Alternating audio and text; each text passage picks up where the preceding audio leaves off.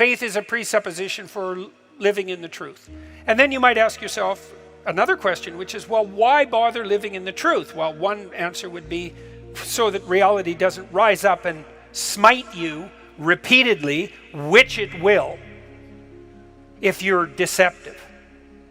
So that's one answer, but here's another answer, and this is a better answer. People ask themselves all the time, what's the purpose of life? And there's a variety of answers to that. There's no purpose. We're just atoms on a dust mote at the edge of a rather reprehensible corner of the cosmos, and we exist for a moment and we're out, and that's that. Or we're so lost in a plethora of subordinate meanings that we're confused and aimless. Or we want to be hedonistically happy, and I would say that's really the offer that's on the table in our culture most of the time. It's like, well, I just want to be happy. And people will say that to you. It's a slogan. It's the most common slogan of our time, I would say, and it's such a preposterous slogan. It's like, what do you mean just? You just want to be happy. That's all. That's all you want. That absolute impossibility. You want bliss unending no matter what you do, and that's all you want. It's not exactly a small ask, let's say, because it's the same thing as asking to dwell permanently in paradise. It's something like that. So it's not that likely. And then it also isn't true. That isn't what you want. If you do careful analysis of what people mean when they say they just want to be happy, what they mean is they don't want to suffer stupidly.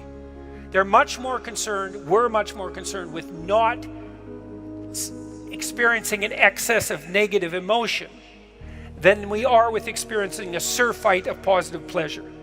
So first of all, we don't mean we just want to be happy. We mean, please don't make us too miserable. And fair enough, that's reasonable. But then even on the happiness front, even on the absence of misery front, that's not true. One of the things Dostoevsky pointed out in Notes from Underground, which is so bloody brilliant, he was criticizing the idea of materialist utopia. He said something like, well, imagine we made our materialist utopian dreams come true, and everybody had enough to eat all the cakes they wanted and enough to drink and nothing to do, he said, but busy themselves with the continuation of the species. And we were so pleased that we emitted nothing but bubbles of bliss. He said, human beings were so damn ungrateful that the first thing we do is take a stick and smash up all that comfortable prosperity just so that something unexpected and provocative could happen.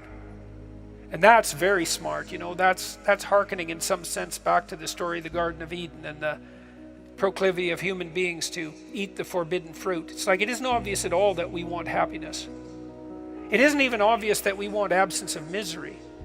What's really obvious is that we want an adventure, right? We want an adventure that's so compelling that it makes the misery of life not just justifiable, but worthwhile.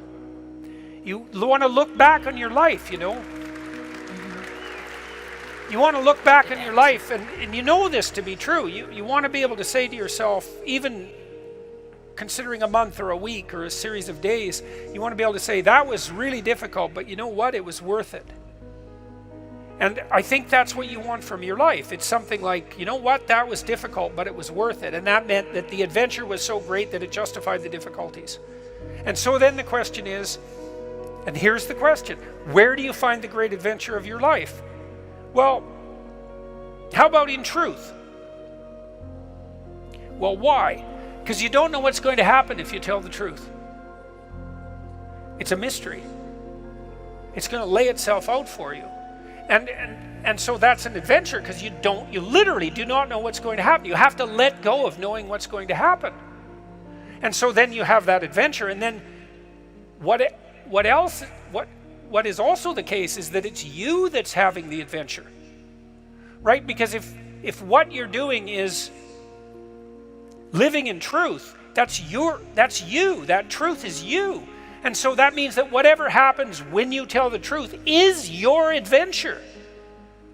And then you think, well, I'm using deception. It's like, well, maybe you are, but maybe deception is using you. And then maybe it's the spirit of deception that's having the adventure of your life.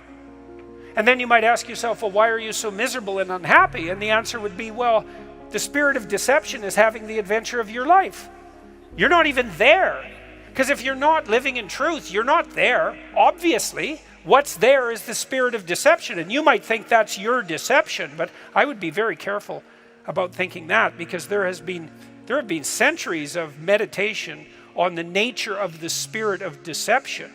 And the answer isn't that the spirit of deception is you. The answer is that the spirit of deception is something that possesses you and convinces you that it's you. And that's not something you want to fall into the clutches of.